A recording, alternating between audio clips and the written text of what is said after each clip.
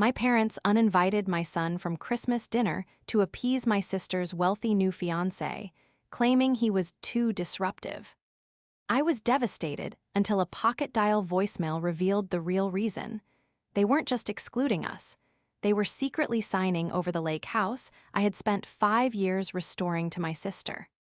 Before we continue today's story, we have an urgent announcement to make. Due to technical issues, we are pivoting towards another channel. Please subscribe to our new channel, Inherited Revenge. You can find the link in the video description, the pinned comment, and the collaboration tag on this video. Make sure to switch over now so you don't miss out. Thank you for your support. Now back to the story. The silence in the living room was heavy, the kind that presses against your eardrums and makes the air feel thin. It wasn't a peaceful silence. It was the suffocating quiet of a Christmas morning that had been violently stripped of its joy. 10 minutes ago, the house had been vibrating with energy. My 8-year-old son, Leo, had been bouncing on the balls of his feet, his dress shoes clacking against the hardwood floor, a lopsided Santa hat pulled down over his eyes. He had been clutching a wrapped gift for his grandfather, a model car he had glued together himself, practically vibrating with the anticipation of showing it off. I had been in the kitchen, frantically trying to wrap a foil cover over the cranberry tart my mother, Susan, had specifically requested, checking my reflection in the microwave door to make sure my hair was still pinned perfectly in place. We were ready. We were happy. Then the phone rang. I stared at the device now as it sat on the coffee table, the screen black and lifeless. It felt like a bomb that had already detonated, leaving me standing in the wreckage while the dust settled around me. "Mom," Leo's voice was small, hesitant. He was standing in the doorway of the kitchen, his Santa hat now held in his hand, the brim twisted nervously between his fingers. "Are we going to be late? Grandpa James hates it when we're late." I had to swallow 3 times before I could find my voice, and even then, it sounded like it was coming from someone else, someone hollowed out and brittle. "We aren't going, Leo." He blinked, his brow furrowing in confusion. "But the presents and the tart, you made the tart." "I know, baby, I know." I walked over and knelt in front of him, my knees cracking loudly in the quiet room. I took his small, warm hands in mine. They were trembling slightly. "Grandma called, she said. She said there's been a change of plans. They aren't doing the big dinner anymore." It was a lie. A cowardly, pathetic lie to protect his heart, because the truth was a weapon I wasn't ready to wield against a child. The truth was Susan's voice, tight and breathless on the other end of the line. "Elizabeth, honey, listen, we've been thinking, with Natalia bringing Gale for the first time, well, you know how high-strung Gale can be about noise. He's not used to children like Leo." "Children like Leo," I had repeated, the words tasting like ash. "You mean children who are excited? He's 8, Mom. He has ADHD, he's not a criminal." "It's just that this dinner is very important for your sister," she had pressed, her tone shifting from apologetic to dismissive.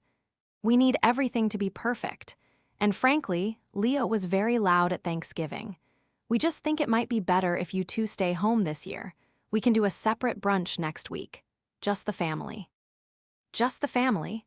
The implications slammed into me like a physical blow. We weren't the family, not the important family anyway. Then my father, James, had picked up the extension. I hadn't even realized he was listening until his deep, gravelly voice cut through the line, devoid of any warmth. "Don't make this difficult, Elizabeth. Gale is a significant connection for us. We can't have the boy running around screaming while we're trying to discuss business. Just stay home. We'll send your gifts over later in the week." "Okay," I had whispered, mostly because I was in shock, my brain unable to process the cruelty of it. "Okay." I hung up. Now, looking at Leo's crushed expression, the anger began to rise. It started as a cold knot in my stomach and spread outward, heating my blood. They hadn't just rejected me, they had rejected him. They had looked at my sweet, energetic, loving boy and seen nothing but a liability, an inconvenience to be managed so they could impress a man they barely knew. I pulled Leo into a hug, burying my face in his hair so he wouldn't see the tears pricking my eyes. "How about we make pancakes?"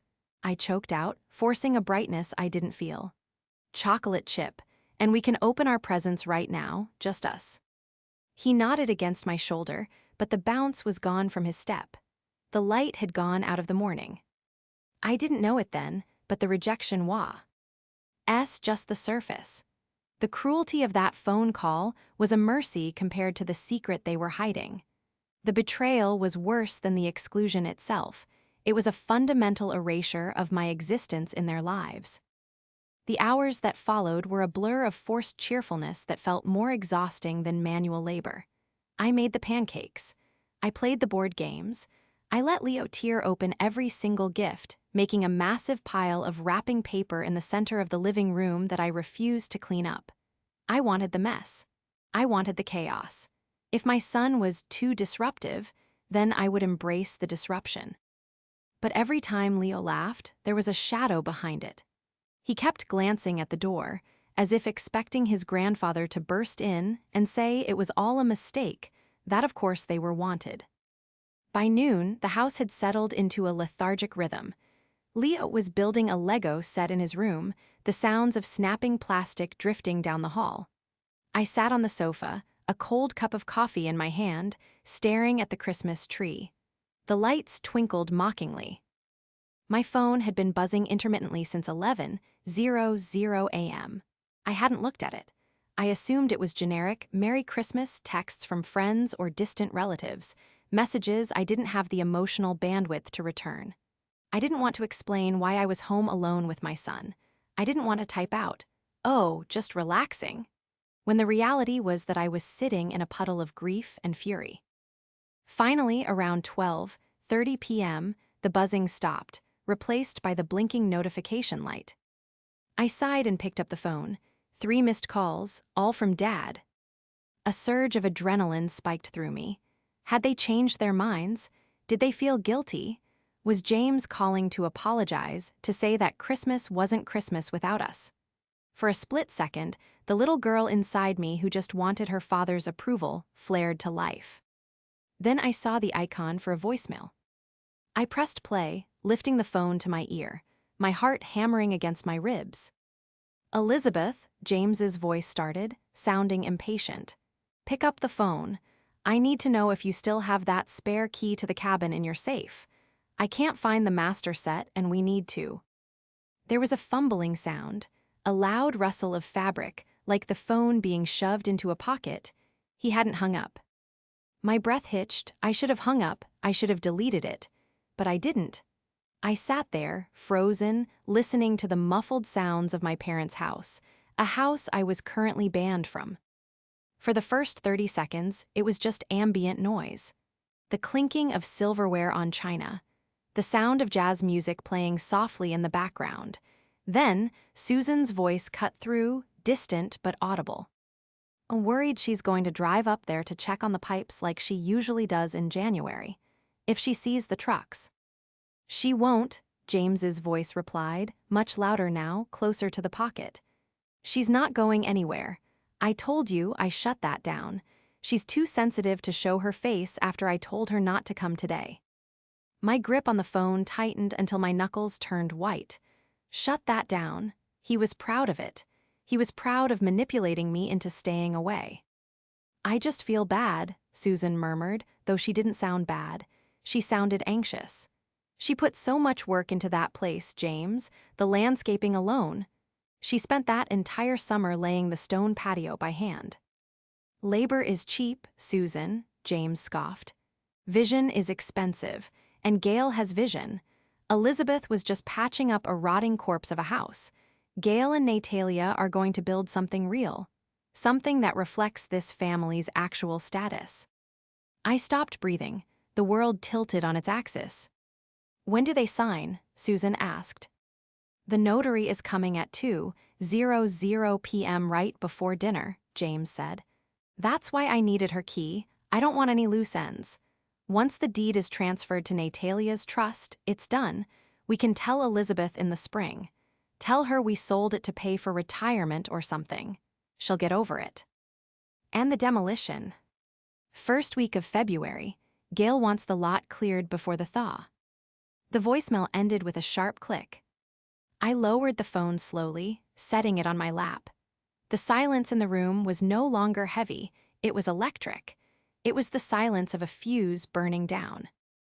They hadn't uninvited us because Leo was disruptive. They hadn't uninvited us because of Gail's sensitivity to noise. They had uninvited me because they were stealing my inheritance. They were signing over the lake cabin, the property I had single-handedly saved from condemnation, the place I had poured 5 years of sweat and my entire savings into, to my sister and her fiancé. And they were doing it today, on Christmas, while I sat at home eating pancakes. She'll get over it. James had miscalculated. He had forgotten one crucial thing. I wasn't just the daughter who laid the patio stones. I was the law. ND-scape architect who pulled the permits, and I knew exactly where the property lines were buried. To understand the magnitude of this theft, you have to understand the cabin. It wasn't a mansion. When my grandfather left it to the family trust 10 years ago, it was a disaster. The roof was caving in, the foundation was cracking, and the garden was a jungle of poison ivy and dead oak trees. James wanted to sell it for scraps back then. He called it a money pit. Susan didn't care. She hated the outdoors anyway, preferring the sterile, air-conditioned comfort of her suburban colonial. But I saw what it could be. I was 26 then, just starting my firm. I made them a deal. I would manage the renovation. I would use my own money for materials, my own crew for the heavy lifting, and my own hands for the landscaping. In exchange, James promised, verbally over a handshake that I thought meant something, that the cabin would eventually be mine. He said, "You fix it, you keep it, kiddo. It'll be your legacy." For 5 years, that cabin was my life. I spent every weekend there. I didn't just hire people. I was in the trenches. I installed the French drains myself to stop the flooding. I designed and planted a terraced rain garden that was featured in a regional trade magazine. I restored the original cedar siding. I built the stone patio stone by heavy stone, blistering my hands until they bled, imagining the memories Leo would make there. And he did. Leo learned to walk on that grass. He caught his first fish off the dock I rebuilt. That cabin was the only stability we had after his father left. It was our sanctuary. My sister, Natalia, had visited exactly twice. Both times, she complained about the mosquitoes, the lack of cell service, and the smell of pine. She called it quaint with a sneer that suggested she found it pathetic. Natalia was the golden child. She was 2 years younger, beautiful, and fundamentally allergic to effort. She drifted through life on a cloud of our parents' adoration, moving from expensive hobby to expensive hobby, never finishing anything, never working a real day in her life. James and Susan enabled her every whim, convinced that her delicate nature required constant shielding from the harsh realities of the world. And then she met Gail. Gail was the endgame. He was a venture capitalist, or a tech incubator, or whatever vague, high-income title he was using this month. He drove a car that cost more than my education and wore suits that looked like they were woven from spun gold. He was everything James wished he was and everything Susan wanted to show off at the country club. From the moment Gail entered the picture 6 months ago, the dynamic shifted. James stopped asking about my business. Susan stopped asking about Leo's school. Every conversation revolved around Gail. Gail's investments, Gail's penthouse, Gail's opinion on wine. They were intoxicated by his wealth, desperate to lock him into the family. They treated him like a fragile artifact that needed to be preserved at all costs. I had met Gail once. He had looked me up and down, smirked at my work boots, and asked if playing in the dirt paid the bills.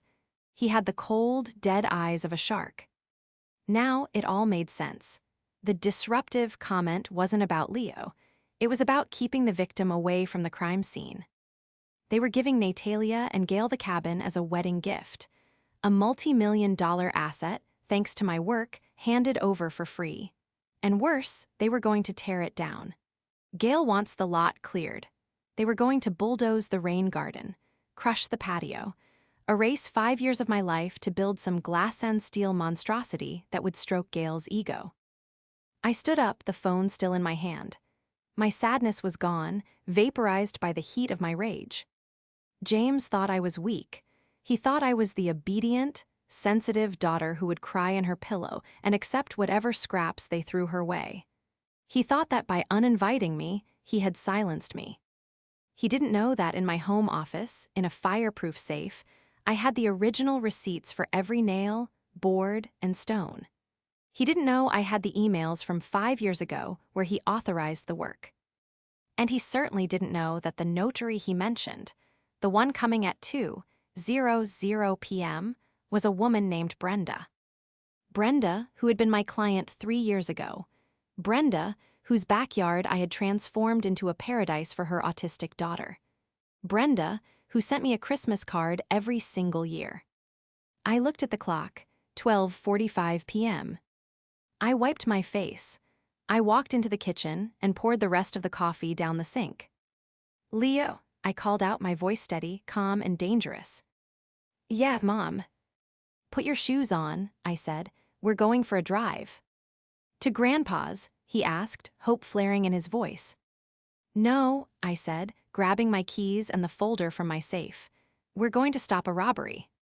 I didn't speed. That was first instinct, to slam my foot on the accelerator and tear down the highway until I reached my parents' driveway, but I forced myself to drive exactly at the speed limit.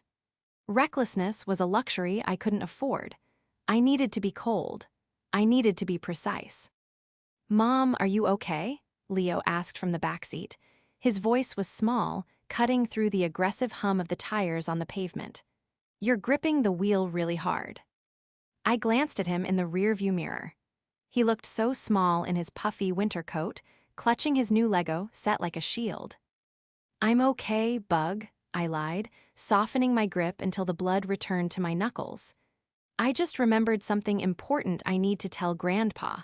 It's a work thing." "Is he going to be mad?" "He might be," I said, my eyes narrowing as I focused on the road ahead. "But sometimes people get mad when they get caught doing something wrong." Leo fell silent, accepting this logic, and I turned my attention to the phone mounted on my dashboard. It was 1:15 p.m. Brenda, the notary, was scheduled for 2:00 p.m. I had 45 minutes to turn a chaotic emotional reaction into a legal blockade. I hit the speed dial for my lawyer, Sarah. It went to voicemail. It was Christmas, of course. I didn't leave a message. I didn't need advice. I needed leverage. I scrolled through my contacts until I found Brenda Notary. My finger hovered over the call button. This was a gamble. Brenda was a professional. If I called her and sounded like a hysterical, estranged daughter, she would hang up and do her job. I had to approach this as a contractor protecting an asset. I pressed call. "Merry Christmas, this is Brenda," she answered on the second ring, her voice cheerful. "Brenda, hi, it's Elizabeth Vance. I did the sensory garden for your daughter a few years back." "Elizabeth, oh my goodness, Merry Christmas. How are you? We were just talking about you the other day. The witch hazel is blooming beautifully." "I'm so glad to hear that," I said, keeping my voice steady, though my heart was hammering against my ribs like a trapped bird. "Listen, Brenda, I know this is highly irregular, but I understand you have an appointment with my father, James Vance, at 2:00 p.m. today." There was a pause. The professional wall went up instantly. "Elizabeth, you know I can't discuss client schedules or details. That's confidential." "I know," I cut in, rushing to get the words out before she shut me down. "I'm not asking for details. I'm giving you a formal notice. I am currently in a legal dispute regarding the property at 44 Lakeview Drive. I have invested substantial capital and labor into that property under a verbal contract of ownership. If a transfer of deed takes place today, it will be fraudulent conveyance to avoid a debt." Silence, the kind of silence that costs money. "Elizabeth," Brenda said slowly, her tone no longer cheerful. "Are you telling me there is a lien on the property?" I'm telling you that I have the paperwork to file a lease pendens the moment the courts open tomorrow, I said, channeling every ounce of professional authority I had. And if you notarize that title transfer knowing that there is an active dispute regarding the asset's ownership, you could be deposed in the lawsuit that follows. It was a bluff, mostly. I hadn't filed the lease pendens yet. But in my state, the sweat equity and the verbal contract gave me a massive claim, one that would tie the title up in litigation for years. Title insurance companies hate litigation. Notaries hate being deposed. I see, Brenda said. I could hear the rustle of paper in the background. I am currently 5 minutes away from your parents' house. I cannot simply skip the appointment without cause. Don't skip it, I said. Just be thorough. Ask for the full history of the property improvements. Ask if there are any outstanding claims. I'll be there in 10 minutes. Just don't let ink hit paper until I walk through that door. I'm obligated to verify all parties are in agreement, Brenda said carefully, giving me the opening I needed. If you are present and contesting the validity of the grantor's right to transfer free and clear, well, I would have to pause the proceedings. I'll see you in 10, I said. I hung up, my hands shaking. I had bought myself a window. As I turned onto the familiar winding road of my parents' wealthy subdivision, the nostalgia that usually hit me was replaced by nausea. I passed the park, where I learned to ride a bike. I passed the bakery, where we used to get Sunday donuts.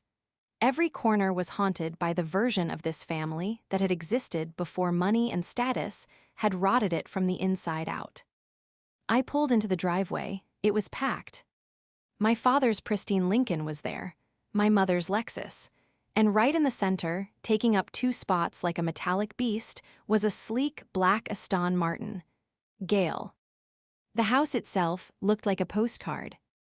Wreaths in every window, white lights dripping from the gutters, a blow-up snowman waving cheerfully on the lawn. It was the perfect image of an upper-crust American Christmas. It was a stage set. Leo, I said, turning off the engine. Plan B. iPad, he asked, already reaching for it. iPad and headphones, you stay in the car, lock the doors. Do not open them for Grandpa, do not open them for Grandma, only for me, understand. Is it dangerous? He asked, his eyes wide. No, I said, unbuckling my seatbelt. It's just going to be loud, and I don't want you to hear grown-ups behaving badly. I checked my folder, receipts, emails, the printed photos of the cabin before and after. I took a deep breath of the cold winter air, stepped out of the car, and walked toward the front door. I didn't ring the bell. I still had my key. The front door opened with a heavy, oiled silence. The warmth of the house hit me first, the smell of roasting rosemary, expensive cologne, and pine. I could hear them in the dining room. A marvelous interest rate considering the volatility. Gail's voice was smooth, oily. But the real value is in the land. That structure is an eyesore. Once we level it, the equity triples instantly. I just want to make sure the zoning permits won't be an issue for the new build, my father said. He sounded deferential. Subservient. It made my stomach turn. James, please, Gail chuckled. I had lunch with the zoning commissioner last week. He's very excited about the improvement to the neighborhood. I walked through the foyer, my boots leaving wet footprints on the marble. I didn't care. I rounded the corner into the dining room. The scene was almost comical in its formality. The heavy oak table was cleared of food. In the center lay a stack of crisp legal documents. My father sat at the head, a gold pen in his hand. My mother, Susan, stood behind him, clutching a glass of sherry. Natalia was seated next to Gail, looking bored and scrolling on her phone. And there, at the end of the table, sat Brenda. She looked up as I entered, her eyes widening slightly behind her glasses. She didn't smile. She set her notary stamp down with a deliberate clack. "Hello, Dad," I said. The room froze. James dropped the pen. It clattered onto the table, rolling toward the deed. His face went from shock to a deep, mottled red in the span of a second. "Elizabeth," Susan gasped, her hand flying to her pearl necklace. What? What are you doing here? I uninvited you, James snarled, standing up. He looked massive in his cashmere sweater, but for the first time in my life, I didn't feel small in his shadow. I told you explicitly not to come. Get out, now. I think we skipped a step, I said, walking calmly to the table. I ignored the empty chair and stood directly opposite him. Usually, when you rob someone, you make sure they aren't watching. Rob, Natalia scoffed, finally looking up from her phone. Oh my God, Liz, don't be dramatic. We're having a business meeting. Go wait in the kitchen if you're going to crash. Who is this? Gale asked, leaning back in his chair. He looked at me like I was a waitress who had brought the wrong order. Is this the sister, the gardener? I'm the reason that property is worth anything at all, I said, locking eyes with him. And I'm the reason you aren't signing those papers today. James moved around the table, his finger pointed at my face. You are embarrassing yourself. You are embarrassing this family in front of guests. Leave, Elizabeth, or I will call the police.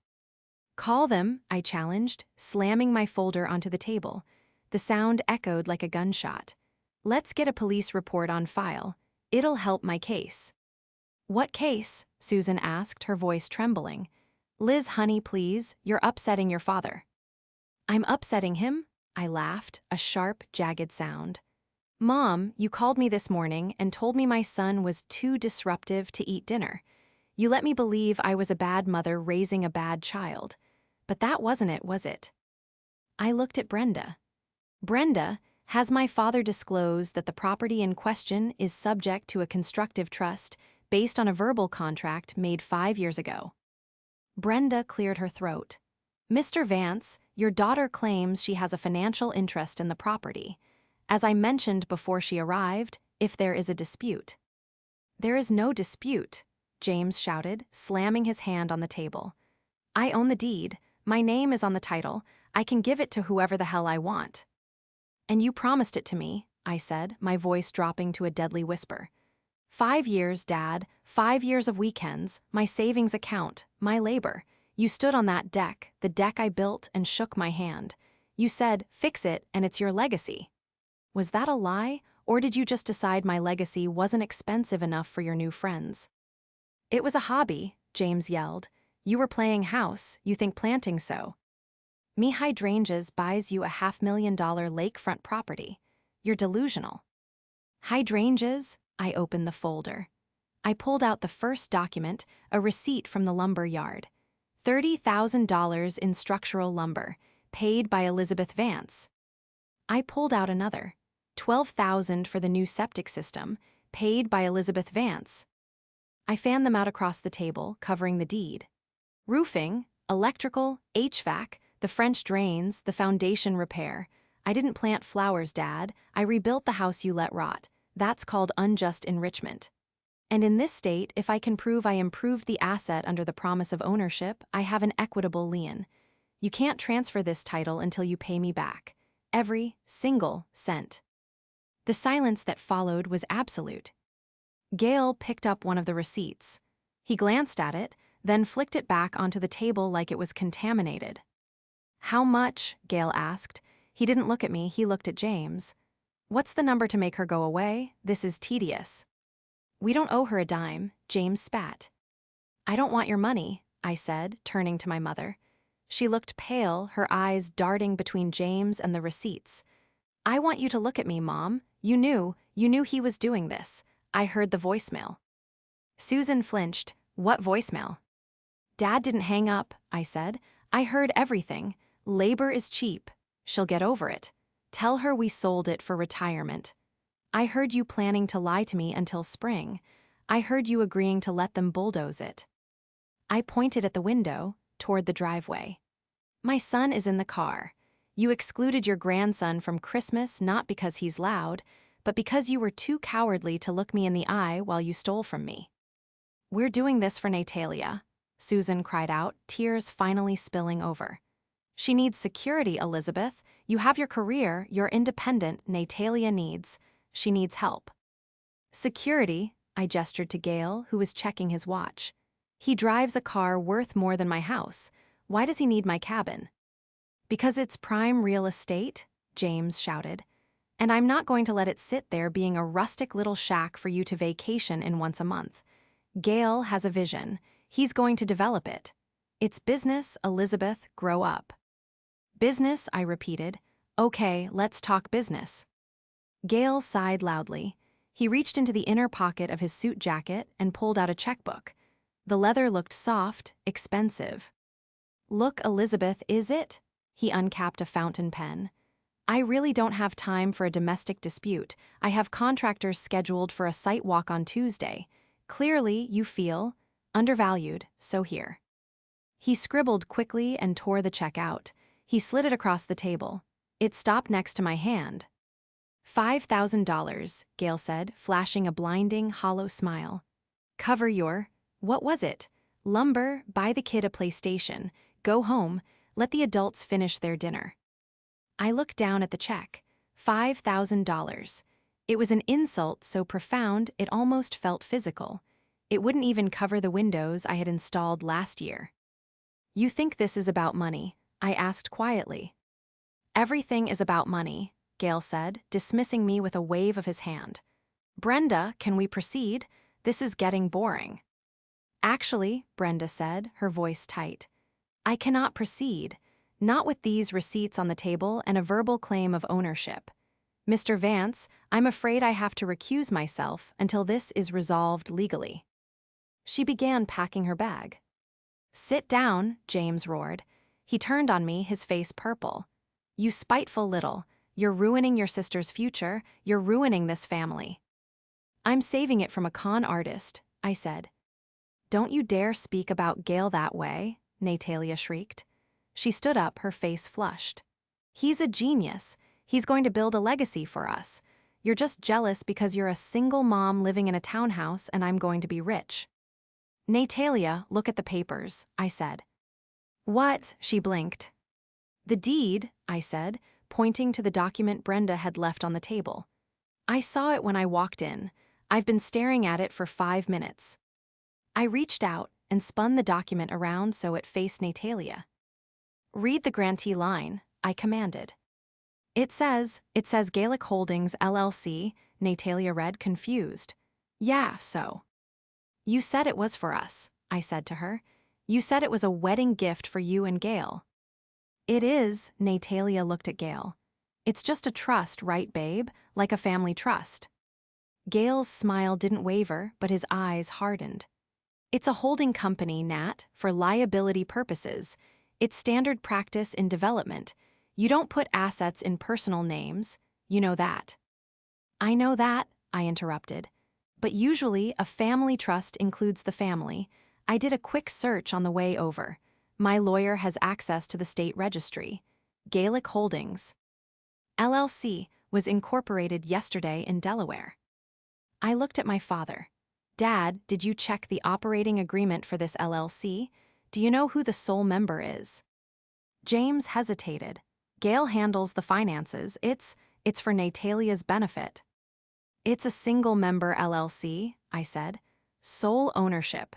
Gale, if you sign this deed, the property doesn't go to Natalia. It doesn't go to the couple. It goes 100% to him. If he dumps her next week, he keeps the land and she gets nothing. The room went deadly silent. Even the air seemed to stop moving. Natalia looked at Gale. Babe, is that true? Gale rolled his eyes. Oh, for God's sake.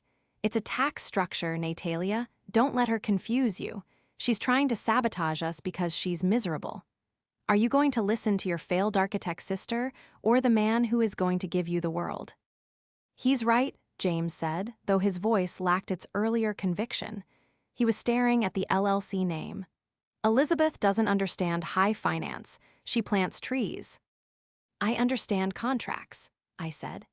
And I understand that you are handing over $1 million asset to a man you've known for 6 months, completely cutting out your daughter who actually works, and giving your other daughter zero legal claim to it. I turned to Susan. She was trembling, clutching the edge of the table. Mom, I said softy, they're going to tear down the rain garden, the one we planted for Grandma. Remember, we put her ashes under the dogwood tree. Susan let out a sharp gasp. Her hand flew to her mouth. The dogwood. Gail wants the lot cleared, I reminded her, using James's own words from the voicemail. Clear the lot. That means the trees go, the patio goes, Grandma's memorial goes. It all gets scraped into a dumpster so Gail can build a glass box. I didn't think, Susan whispered. She looked at James. James, the dogwood tree, you said they would keep the landscaping. It's just a tree, Susan, James snapped, but he was sweating now. He could feel the room turning. It's not just a tree, I said. It's our history. And you're selling it for a connection to a guy who can't even put his fiancée's name on a piece of paper. Gail stood up abruptly. The chair scraped loud and harsh against the floor. The boredom was gone. In its place was a cold, predatory anger. This is ridiculous, he said, buttoning his jacket. James, call me when you've handled your domestic staff. I'm not signing anything while she's breathing down my neck. He looked at me. You think you're smart, but you're just noise. I'll get that land. And when I do, I'll personally drive the bulldozer. No, I said, pulling my phone out. You won't. I tapped the screen, because I just sent the voicemail to Natalia. A ping sounded from Natalia's phone on the table.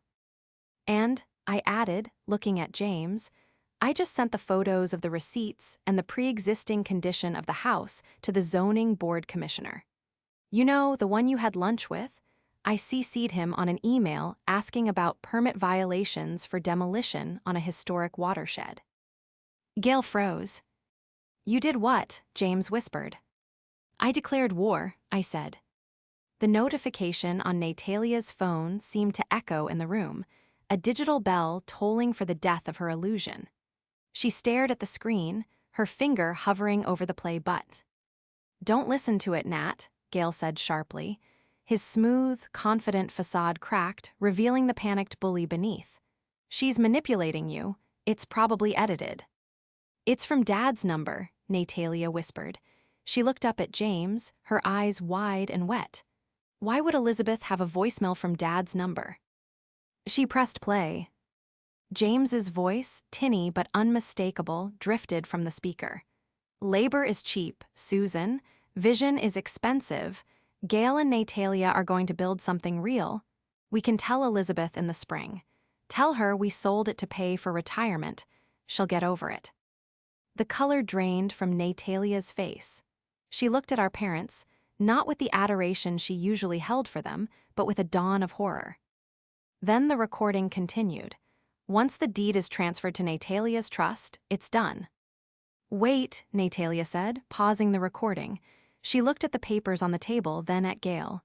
Dad said Natalia's trust, but the paper says Gaelic Holdings. You told Dad it was my trust. Gail shifted his weight, his jaw tightening. It's a figure of speech, Natalia. It's our future. The LLC is just the vehicle. No, James said. His voice was rough, like gravel grinding together. He was staring at the deed, really looking at it for the first time, past the dollar signs and the prestige. Gail, you told me explicitly that Natalia was a 50% managing member. You said her name was in the operating agreement. It is, Gail lied, but his eyes darted to the door. It's in the addendum, which I don't have on me. Show me, James demanded. He Asn't the subservient sycophant anymore. He was a father realizing he had been played. Log into the portal. Show me her name on the filing. I don't have time for this interrogation, Gail snapped. I am offering you the deal of a lifetime, and you're nitpicking paperwork because your jealous daughter threw a tantrum. Nitpicking, I stepped forward. He's asking for proof that his daughter isn't being swindled. Why is that hard, Gail, unless the proof doesn't exist? Gail sneered at me. You stay out of this. You're nobody. You're a glorified gardener. And you, I said, my voice steady, are a fraud. I turned to Natalia. Nat, look at him. He's not angry because I'm wrong. He's angry because I caught him. He was going to take the land, build his spec house, sell it for profit, and leave you with nothing. Dad and Mom were willing to cut me out to give you this life, and he was going to steal it from you too. Natalia looked at Gail. She looked at the expensive suit, the manicured hands, the sneer that was currently directed at her sister. Then she looked at the deed. "Is my name on it?" she asked Gail softly. "Baby, it's complicated." "Is my name on it?" she screamed, her voice cracking. "No," Gail shouted back. "Because you're a liability, Natalia. You have no credit, no assets, and no business sense. I'm doing the work, I take the equity. That's how the world works." The silence that followed was heavier than the one before. It was the silence of a bridge burning. Natalia picked up the stack of documents. The deed, the transfer forms, the tax affidavits. "Hey," Gail reached for them, "put that down." Natalia looked him dead in the eye.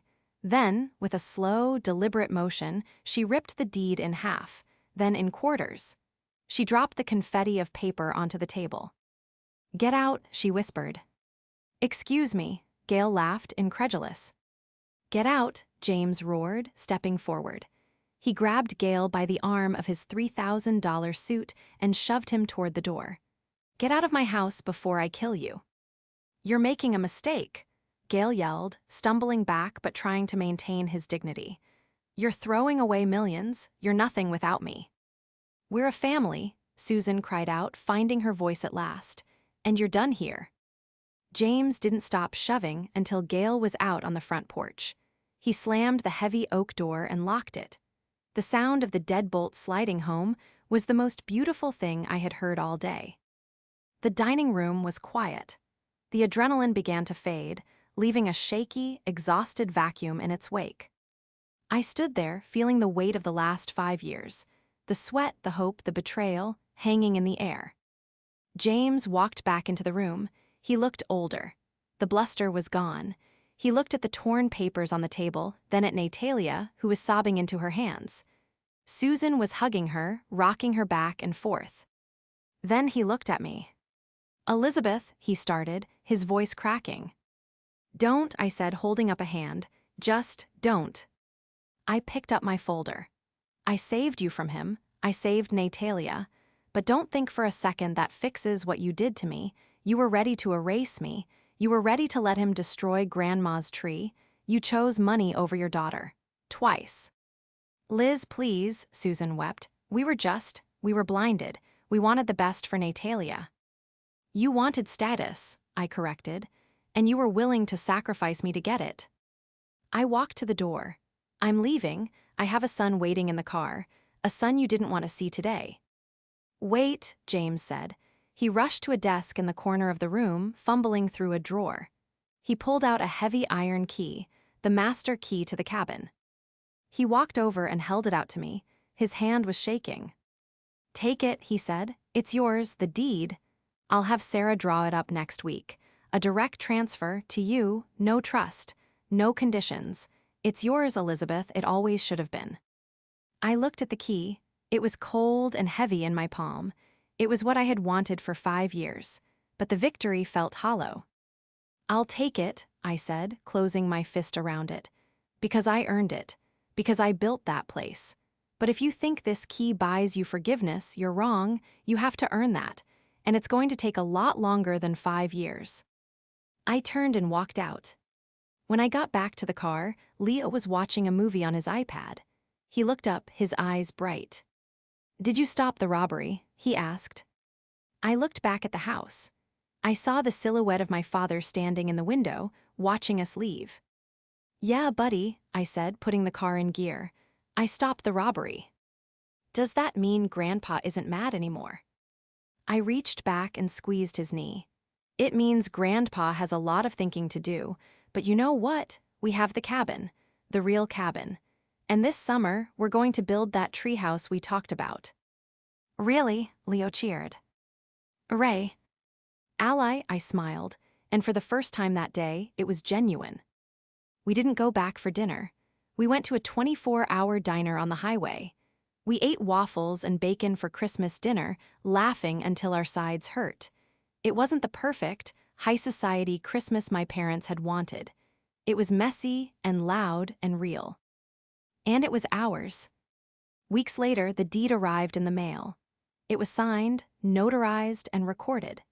The cabin was officially mine. I heard through the grapevine that Gail had tried to sue James for breach of contract, but it turned out his LLC was just a shell with no assets, so no lawyer would take the case. He vanished back into the city, looking for the next family to leech off of. Natalia is in therapy. We text sometimes. She's learning that being the golden child isn't a prize, it's a cage. She's starting to understand that effort is the only thing that gives value to life. As for my parents, we're low contact. They visit Leo sometimes, but always on my terms. They look at the cabin now with a strange mix of shame and respect. They see the rain garden, the patio, the dogwood tree, and they know that they almost destroyed the only real legacy they had. They know they almost lost me. And every time they look at that deed, they are reminded that some things can't be bought and some loyalty can't be sold. It was a hard lesson, but at least they finally learned it.